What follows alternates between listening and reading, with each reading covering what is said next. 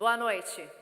Sejam muito bem-vindos à 44ª edição de Melhores e Maiores de Exame. Nós vamos dar início à celebração das melhores e maiores empresas brasileiras. E para fazer a abertura oficial, eu convido ao palco o presidente do Grupo Abril, Walter Longo.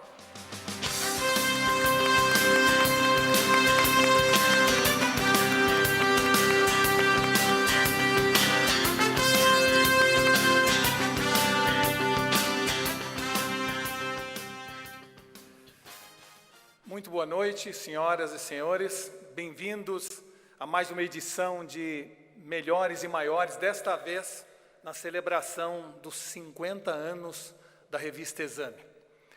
E mais que celebrar uma data tão importante de aniversário, nós vemos realmente razões para comemorar, na verdade, uma mudança evidente no destino do nosso país.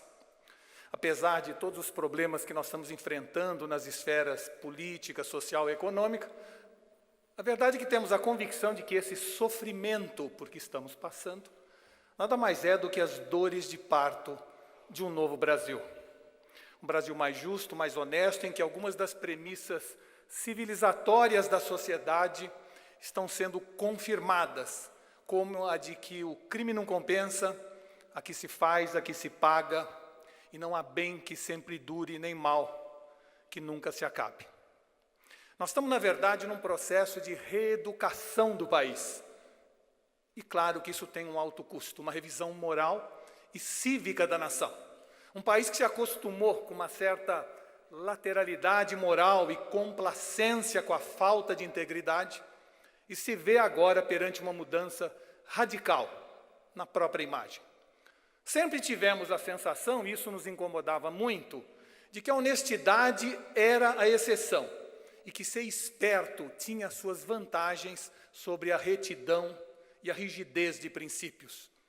Max Weber já dizia que governar exige de um estadista optar pela ética da convicção ou pela ética da responsabilidade. No Brasil, infelizmente, abandonamos as duas em nome da ética da conveniência, ou pior, da conivência. Mas isso, felizmente, está mudando. Se, por um lado, nós queremos todo o peso da lei sobre os que insistem nos malfeitos, por outro, não podemos confundir justiça com justiciamento, nem punição com castigo. Não há uma só pessoa decente neste país que não apoie o combate feroz à corrupção, mas apenas os inocentes, amorais ou idiotas aplaudem as lutas sem regras ou desprovidas de um ordenamento jurídico firme. Mídia, sociedade e iniciativa privada precisam aguardar sem relaxar, vigiar sem perseguir e seguir trabalhando e produzindo.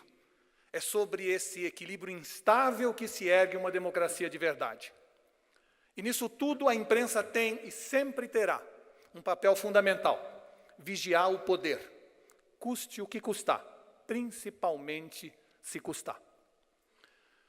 Alguém já disse que patriotismo é acreditar que seu país é melhor do que os outros simplesmente porque você nasceu lá. Mas, na verdade, patriotismo é acreditar que seu país pode ser melhor e fazer tudo o que tiver ao seu alcance para que isso aconteça. Não precisamos mudar de país, e sim mudar o país. Patriotismo genuíno é obrigação e não direito. É ajudar a construir e não apenas querer usufruir. É fazer a mudança e não apenas exigir mudanças. É questionar e não apenas torcer. O brilhante Roberto Campos, com sua conhecida visão crítica da realidade, nos diz que são três as raízes que forjaram a cultura brasileira: a cultura ibérica, do privilégio, a africana, que é a cultura da magia, e a indígena, que é a cultura da indolência. Com esses ingredientes, diz ele, o desenvolvimento econômico é realmente uma parada. Certo ou errado, concordando ou não com a frase do Roberto Campos, ele se esqueceu de levar em conta algumas características de nosso povo. E a principal delas é a capacidade de resiliência, de suportar o insuportável, de empreender nas condições mais adversas do planeta. E, principalmente, de, apesar de tudo isso, continuar mantendo seu otimismo e sua crença no amanhã. É isso que fez e continua fazendo cada um dos vencedores de melhores e maiores deste ano. Eles nos ensinam que devemos alterar nossos paradigmas. Como diz o economista Thomas Sowell, um dos tristes sinais da nossa época é que demonizamos aqueles que produzem, subsidiamos os que se recusam a produzir e canonizamos os que se opõem ou reclamam das mudanças. Está na hora de inverter esse jogo do poder. Essa é mais uma razão para reforçar nossa visão de que a iniciativa privada é o melhor caminho, se não o único, para tirar o país dessa crise. Que as soluções passam por nós e não pelo governo. E que um país grande se faz com empresas fortes e íntegras e com cidadãos livres e honestos. As recentes aprovações do teto dos gastos e da reforma trabalhista podem ser consideradas já o início do princípio, do começo de uma série de decisões positivas que urgem ser levadas adiante. A distância entre o que temos e o que devemos ter em matéria de regulação ainda é gigantesca, para, de alguma forma, assegurar nosso futuro. Mas é muito bom perceber que, apesar da crise política que se demonstra interminável, as empresas parecem ter resolvido focar nos negócios, ser donas do seu próprio destino e tocar o Brasil em frente, apesar de tudo o que se passa em Brasília. E esse é o melhor sinal e a melhor notícia de todas. E sobre isso convém relembrar as palavras do professor McCloskey, da Universidade de Chicago. Deixe as pessoas serem donas das suas coisas e deixem que elas tentem lucrar com essa propriedade. E deixe fora da vida delas os tentáculos de um governo que age como comitê executivo de um clube VIP.